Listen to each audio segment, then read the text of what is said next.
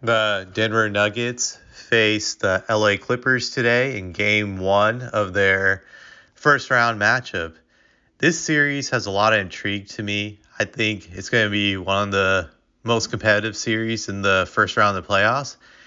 Potentially the best series. It has a lot of potential. It's going to be great. I look at both of these teams and I feel like they're like inverses of each other.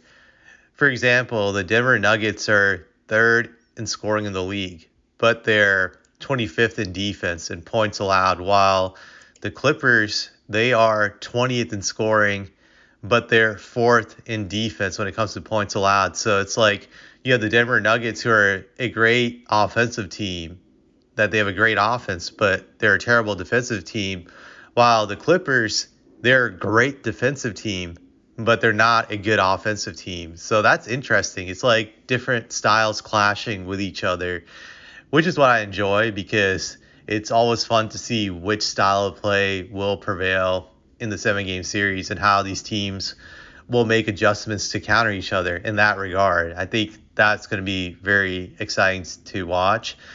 You also have great star power in this matchup. You have Nikola Jokic, who you can say is the best player in the league. And then you have, on the other end, you have Kawhi Leonard. When he's healthy and he decides to play, he can still be a top five player in this league. That's like when he's healthy, he has that impact. So you never know. He may be healthy in this series. If he is, then it's going to be hyper competitive. And then you have James Harden, who's had a resurgence this year. He's come back as an all-star. He had an all-star season.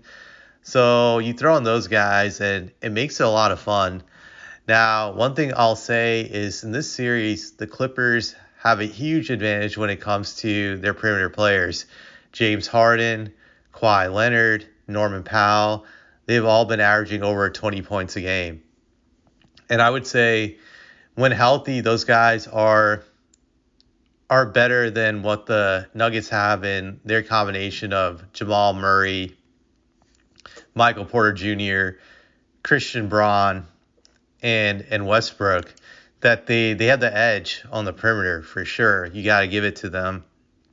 Where the Nuggets' advantage comes from, believe it or not, it's very obvious. It's with their front line, where you have Jokic and Aaron Gordon. Jokic has a huge advantage over Zubac.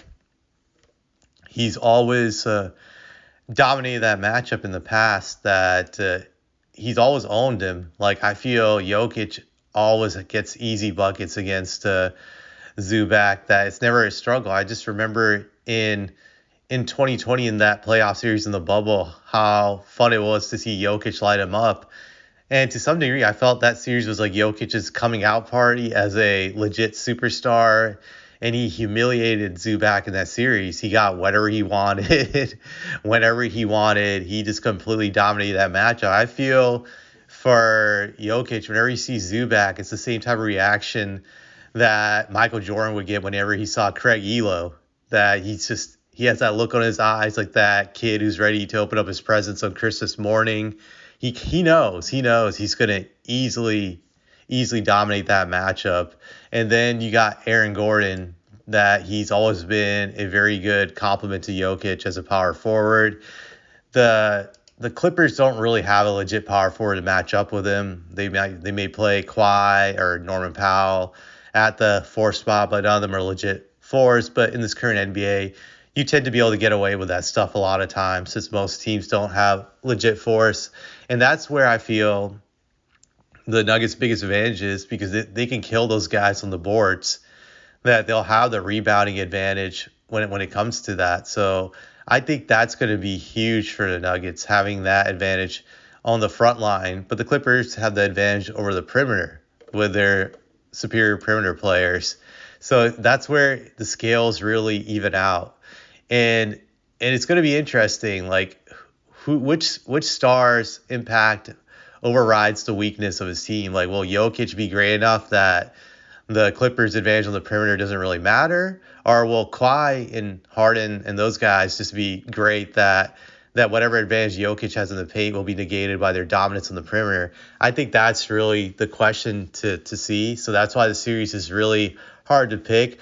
Neither of these teams really have a great bench when you look at it. That's why it's going to be so close that they rely heavily on their starters. And when I look at their benches, it's very close. You have Westbrook for the Nuggets and the Clippers. They have guys like Derek Jones, Bogdanovich. So it's going to be a very close matchup when you look at it. I think the starters on both teams are going to play heavy minutes. They're just going to go all out. I don't think they're going to rely on their bench that much, but whoever comes through off the bench for them could be the X factor in this series. That it could definitely tilt the scales. So that's something to look for in the series. Who could be the hero off the bench? Now, with that being said, I'm gonna pick the Nuggets to win the series in 7 games.